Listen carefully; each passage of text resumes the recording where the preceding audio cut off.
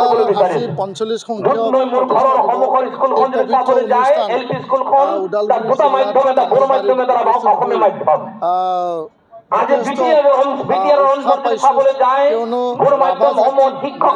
বহন কৰি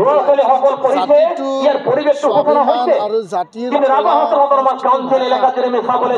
অৰ্থনীতিক আৰু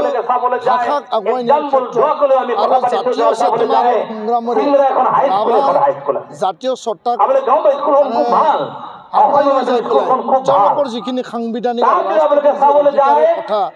এই কথাবিলাক মানি পেলাই আজি ৰাভা জাতিক ঐক্যতাৰে প্ৰতিষ্ঠা কৰিবলৈ ৰাভা ছাত্ৰ সন্থাই সক্ষম হৈছে আৰু এই ক্ষেত্ৰত জাতীয় সংগঠনৰ যিখিনি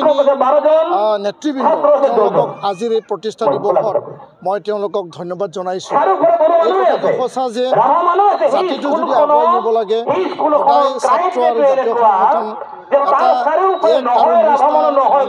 আমি সদায় কাম কৰিব লাগিব আৰু সমস্যা বহুত আছে এই সমস্যাসমূহ আমি সমাধান কৰিব লাগিব আৰু সমাধানৰ ওলাবলৈ যাওঁতে বিভিন্ন ঘাত প্ৰতিঘাত বিভিন্ন পৰিস্থিতি আহিব পাৰে। নিখিল ৰাভা ছাত্ৰ সন্থাই জন্মলগ্নৰ পৰা আজি ৪৫টা বছৰ যিখিনি তেওঁলোকে কাম কৰিলে আৰু এই ছাত্ৰ সংগঠনৰ আন্দোলনৰ যোগেদি হাছং স্বায়ত্তশাসিত পৰিষদ পাবলৈ তেওঁলোকে সক্ষম হৈছে। তেওঁলোকৰ যিখিনি সাংবিধানিক ৰাজনীতিক যি মৰ্যাদাৰ যি দাবী নিখিল আমি জাতীয় আৰু সংগঠন হিচাপে সহযোগী আৰু সদায় চাপত সেই কথাকে মই আজি ৰাইজক আগত মোৰ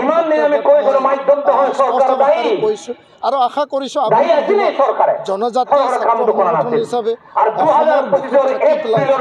সুন্দৰ অসম আৰু জাতীয় চেতনা আৰু জাতীয় স্বাৰ্থ আগত ৰাখি পেলাই জাতিটো